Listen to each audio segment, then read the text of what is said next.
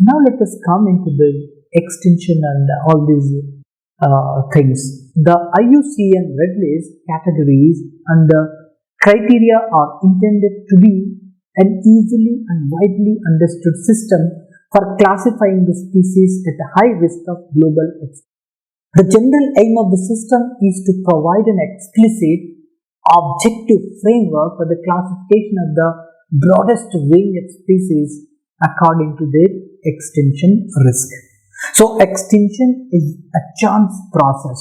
Thus, a listing in a higher extinction risk category implies that a higher expectation of extinction. And over the time frame specified, more species listed in a higher category are expected to go extinct than those in a lower one. So all species listed as critically endangered qualify for vulnerable and endangered, and all listed as endangered qualify for vulnerable. So together these categories are described as threatened. The threatened categories form a part of the overall scheme. It will be possible to place all the species into one of the categories. Now let us look into the critically endangered category. A species is critically endangered when the best available evidence indicates that it meets any of the following criteria, and it is therefore considered to be facing an extremely high risk of extinction in the wild. An observed, estimated, inferred or suspected population size reduction is more than 90%, where the causes of the reduction are clearly reversible and understood and seized, or an observed, estimated, inferred or suspected population size reduction is greater than 80%, where the reduction or its cause may not have ceased or may not be understood or may not be reversible, met within this next 10 years or 3 generations, whichever is longer. If the causes are known, and then if the population reduction size is greater than 90, or if the causes are not known and the population size, the reduction of population size is more than 80%, then we can call it as a critically endangered. Apart from this, if an area of occupancy estimated to be less than 10 square kilometers or severely fragmented are known to exist at only one single location, then also we can consider those species as critically endangered. The population size estimated to a number fewer than the 250 mature individuals are an estimated or suspected or projected continue to decline of at least 25% within these 3 generations, or within 3 years or 1 generation, whichever is longer, then also we can consider it as a critically endangered, which means a population size estimated to number fewer than 250 mature individuals and an estimated or projected continuing to decline, or the population size continues to decline of at least 25% within 3 years or 1 generation, whichever is longer, then we can also call this as a critically endangered. Population size estimated to number fewer than the 50 individuals, then also we can call it as a critically endangered. Or the quantitative analysis showing the probability of extinction in the wild is at least 50% within 10 years or 3 generations, whichever is longer, then also we can call this as a critically endangered. Then what is endangered? Any observed or estimated or inferred or suspected population size reduction of greater than 70%, where the causes of this reduction are clearly reversible and understood or seized, then we can call this as a critically endangered.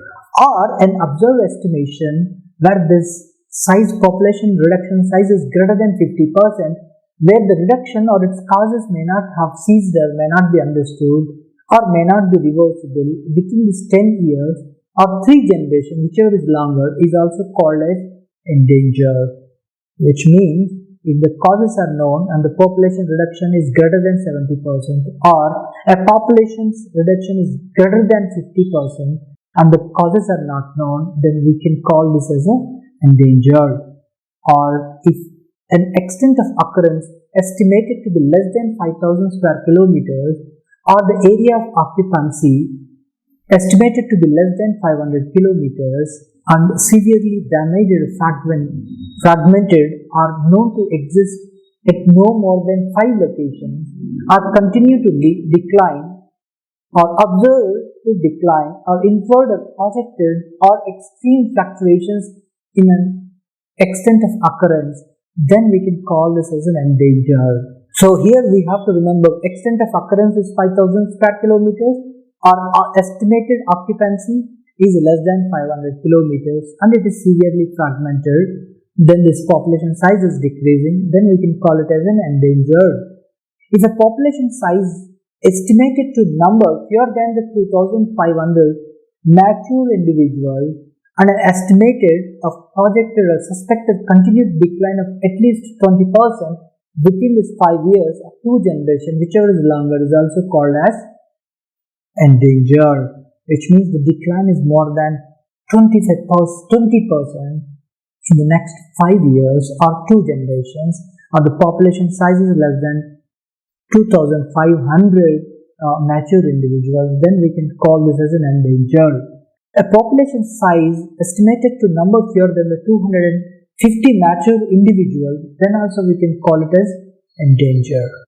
Or if the quantitative analysis showing the probability of extinction in the wild is at least 20% within the 20 years or 5 generations, whichever is longer, then also we can call this as an endangered. And now let us look into the another category, that is vulnerable category. A species is vulnerable when the best available evidence indicates that it meets any of these criteria and it is therefore considered to be facing a high risk of extinction in the wild. So what is that? As number one is an observed, estimated, inferred or suspected population size reduction is greater than 50%, whereas the causes of the reduction are clearly reversible and understood and seized or observed, the estimated, inferred or suspected population size reduction is more than 30%, where the reduction or its causes may not have ceased or may not be understood or may not be reversible over the last 10 years or 3 generations, then we can call this as a vulnerable. Or the extent of occurrence estimated to be less than 20,000 square kilometers, or the area of occupancy estimated to be less than 2,000 square kilometers and severely fragmented are known to exist at no more than 10 locations or continue to decline, then there is an extreme fluctuations in the extent of occurrence, then also we can call this as a vulnerable. And the next criteria is if the population size estimated to number fewer than the 10,000 mature individuals and estimated a continuing to decline of at least 10% within the 10 years or the 3 generations, whichever is longer in this period, is also considered as vulnerable. And the population size estimated to number fewer than 1,000 mature individuals, or the population with a very restricted area of occupancy, typically less than 20 square kilometers, or the number of locations typically less than or equal to 5, then also we can call this as a vulnerable. Or the last criteria is the quantitative analysis showing the probability of extinction in the wild is at least 10% within the 100 years, then also we can call this as a vulnerable. So like that, these are categorized by IUCN. So based on this criteria, these species are categorized into various categories. So based on this category, then we will be given preferential or will be given preference or treatment so that they won't be extinct in the country or on the globe. Thank you.